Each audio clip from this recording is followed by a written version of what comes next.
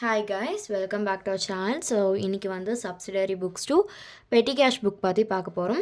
பெட்டி cash book அப்படிங்கிறது என்னென்னா, நம்ம கம்பெனியில் நடக்கக்கூடிய டே டு டே எக்ஸ்பென்சஸ், அதாவது டெய்லி எக்ஸ்பென்சஸ் இருக்கும் இல்லையா. ஸோ அந்த எக்ஸ்பென்சஸ் வந்து ரொம்ப பெரிய எக்ஸ்பென்சஸாக இல்லாமல் சின்ன சின்ன எக்ஸ்பென்சஸ் நம்ம பண்ணியிருப்போம். ஒரு பேப்பர் வாங்குறது, பென் வாங்குறது, ஸோ இந்த மாதிரியான எக்ஸ்பென்சஸ்லாம் இருக்கும் இல்லையா. ஸோ இந்த ஸ்மால் எக்ஸ்பென்சஸ் எல்லாம் ரெக்கார்ட் பண்ணி வைக்கக்கூடிய புக் தான் பெட்டி கேஷ் புக்.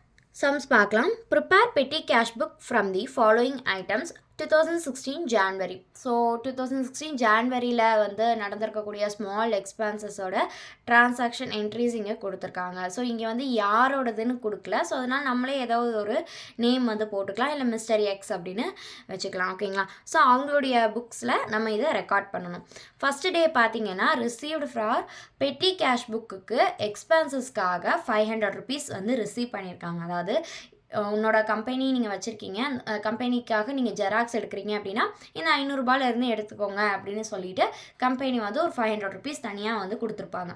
அந்த 500 தான் இங்கே வந்து பெட்டி கேஷ்ன்னு சொல்லிட்டு ₹500 கொடுத்துருக்காங்க. அதை ரிசீவ் பண்ணியிருக்கோம். சரிங்களா. நெக்ஸ்ட்டு பார்த்தீங்கன்னா செகண்ட் டே அன்றைக்கி ஆட்டோ சார்ஜஸ் வந்து 5 ருபீஸும் கார்டேஜ் சார்ஜஸ் வந்து 12 ருபீஸும் வந்து பே பண்ணியிருக்கோம். அடுத்து தேர்டு டே பாருங்கள், போஸ்டல் சர்வீஸ்க்காக 15 ருபீஸ் பே பண்ணியிருக்கோம்.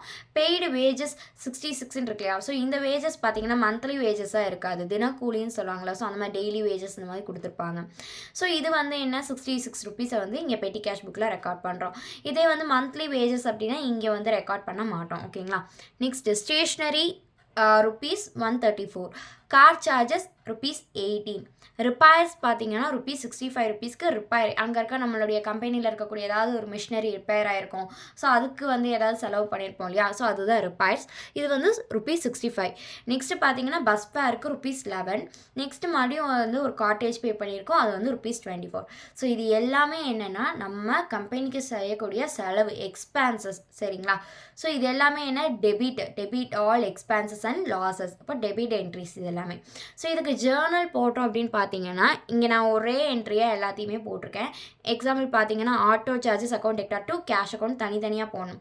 ஸோ நம்ம எல்லாமே எக்ஸ்பென்ஸாக இருக்கிறனால எல்லாத்தையுமே ஒன்றா போட்டு டு கேஷ் அக்கௌண்ட்டுன்னு போட்டிருக்கேன். பாருங்கள், auto charges account Tector to இங்கே பார்த்தீங்கன்னா 5 ருபீஸ் இருக்குது. நெக்ஸ்ட்டு கார்டேஜ் அக்கௌண்ட்டில் 12 ருபீஸ். போஸ்டேஜ் பார்த்தீங்கன்னா 15. இந்த கார்டேஜ் 12 வந்து லாஸ்ட்டில் இருக்க கார்டேஜையும் சேர்த்து கூட நம்ம எழுதலாம், இல்லை தனித்தனியாகவும் எழுதிக்கலாம். நெக்ஸ்ட்டு பெய்டு வேஜஸ் பாருங்கள் 66, stationery 134, car charges 18, repairs 65, bus fare 11, கார்டேஜ் 24. ஓகேங்களா. ஸோ இது எல்லாமே expenses. So debit all expenses and losses அப்படின்ற ரூல்ஸ் படி நம்ம இது எல்லாமே டெபிட் பண்ணியிருக்கோம்.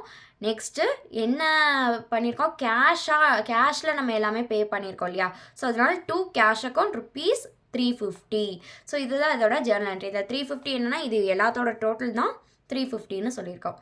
ஓகேங்களா. ஸோ பெட்டி கேஷ் புக்கோட ஃபார்மேட் பாருங்கள். ஃபஸ்ட்டு வந்து பெட்டி கேஷ் புக், இங்கே யாரோட நேம் வந்து கொடுத்துக்கலாம், அப்படி இல்லைன்னா இப்போ மிஸ்டர் எக்ஸ். ஓகேங்களா. மிஸ்டர் எக்ஸோட பெட்டி கேஷ் புக் வந்து நம்ம இங்கே ரெக்கார்ட் பண்ண போகிறோம். ஃபஸ்ட்டு பார்த்தீங்கன்னா ரெசிப்டில் வந்து என்னென்னா நம்ம வந்து பெட்டி கேஷ் புக்குக்காக ரிசீவ் பண்ணக்கூடிய அமௌண்ட்டெல்லாம் ரெக்கார்ட் பண்ணுவோம். அடுத்து CBFN number, date, particulars, voucher number, total payments. இங்கே இருக்க பார்த்தீங்களா, இது எல்லாமே என்னென்னா நம்மளுக்கு நடந்திருக்கக்கூடிய எக்ஸ்பென்சஸ், நம்ம செலவு பண்ணக்கூடிய எக்ஸ்பென்சஸ் எல்லாத்தையுமே தனித்தனியாக நேம் கொடுத்து போட்டிருக்கோம். நம்ம வந்து சிங்கிள் காலம் டபுள் காலம்லாம் பார்த்தீங்கன்னா எப்படி, டபுள் காலமில் சிங்கிள் காலமில் வெறும் கேஷ் மட்டும் என்டர் பண்ணுவோம், டபுள் காலமில் டிஸ்கவுண்ட்டு கேஷு, ட்ரிபிள் காலமில் பார்த்தீங்கன்னா பேங்க்கு, கேஷு, டிஸ்கவுண்ட்டுன்னு 3 காலம் போடுவோம். அதே மாதிரி இங்கே என்னென்ன எக்ஸ்பென்சஸ் நடந்திருக்கோ அந்த எக்ஸ்பென்சஸ்க்கு எல்லாமே தனித்தனியாக ஒரு காலம் வந்து க்ரியேட் பண்ணிப்போம். அதுதான் பெட்டி கேஷ் புக். ஓகேங்களா. ஸோ அடுத்து பாருங்கள், convenience, cartage, stationery, postage, wages, sundries. So இது எல்லாமே நம்மளுக்கு ஏற்படக்கூடிய எக்ஸ்பென்சஸ். சரிங்களா. அடுத்து ledger folio number. Okay, first day அன்றைக்கி பாருங்கள் நம்ம கேஷை ரிசீவ் பண்ணியிருக்கோம், அதனால் டு கேஷ். ஓகேங்களா. இது வந்து பேலன்ஸ். ஓகேங்களா. அந்த மந்த்துக்கு கொடுக்கக்கூடிய கேபிட்டல்னு வச்சுக்கலாம். சரிங்களா. ஸோ அது வந்து டு கேஷ்ன்னு சொல்லி போட்டு ரிசிப்ட் சைடு 500 ரெக்கார்ட் பண்ணணும். இது வந்து பேமெண்ட் சைடு. ஸோ பே பண்ணுறது மட்டும் தான் இங்கே ரெக்கார்ட் பண்ணும். ரிசீவ் பண்ணியிருக்கலாம் இந்த சைடு வந்து ரெக்கார்ட் பண்ணுவோம். இப்போது 500 ருபீஸ் ரிசீவ் பண்ணியிருக்கோம்.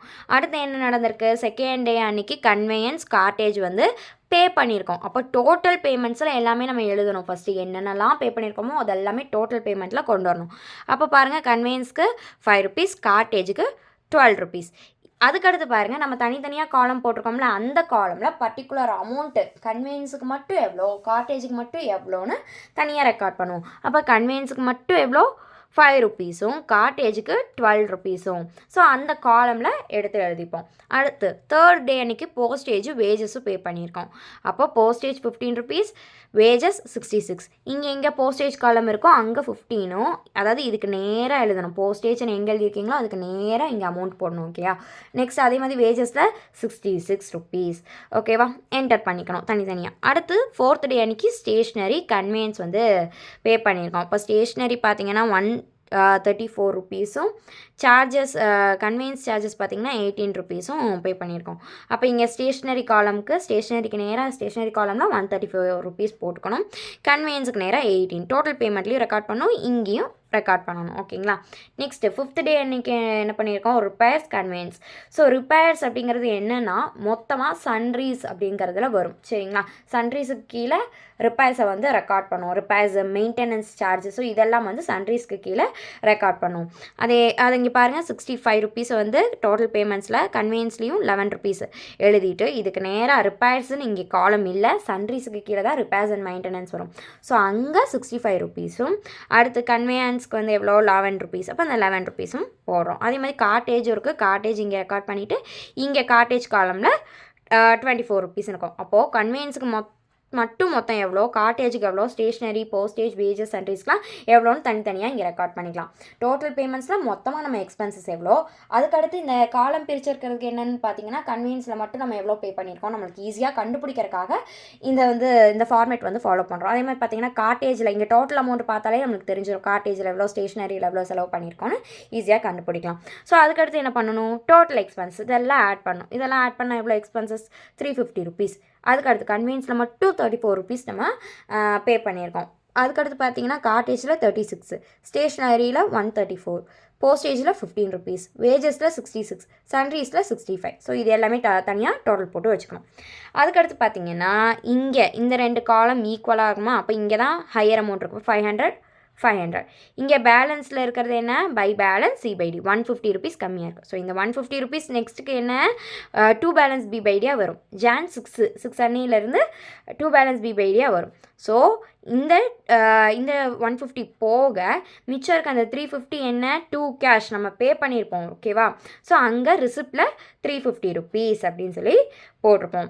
ஸோ என்னென்னா இந்த 500 ₹350 நம்ம செலவு பண்ணிட்டோம். மிச்சம் ₹150 நெக்ஸ்ட் டேக்கு கொண்டு போவோம், ஓப்பனிங் பேலன்ஸில் கொண்டு போவோம். ஸோ இதுதான் பெட்டி கேஷ் புக். ஸோ இங்கே இப்படி ரெக்கார்ட் பண்ணுறது மூலிமா நம்ம என்ன எக்ஸ்பென்சஸ் டோட்டலாக பண்ணியிருக்கோம், டோட்டலாக எக்ஸ்பென்சஸ்க்கு எவ்வளோ செலவாயிருக்கு, தனித்தனியாக எவ்வளோ எந்த இதுக்கு அதிகமாக செலவு பண்ணியிருக்கோம், எக்ஸ்பென்சஸ் ரிப்பேர்ஸ்க்கு அதிகமாக பண்ணியிருக்கோமா, இல்லை மெயின்டெனன்ஸ்க்கு அதிகமாக பண்ணியிருக்கோமா, வேஜஸ்க்கு அதிகமாக பண்ணியிருக்கோமான்னு நம்ம ஈஸியாக கண்டுபிடிக்கிறதுக்கு இந்த பெட்டி கேஷ் புக் ஃபார்மேட்டை ஃபாலோ பண்ணுறோம். ஓகேங்களா? ஸோ இது ரொம்ப ஈஸியான ஃபார்மேட்.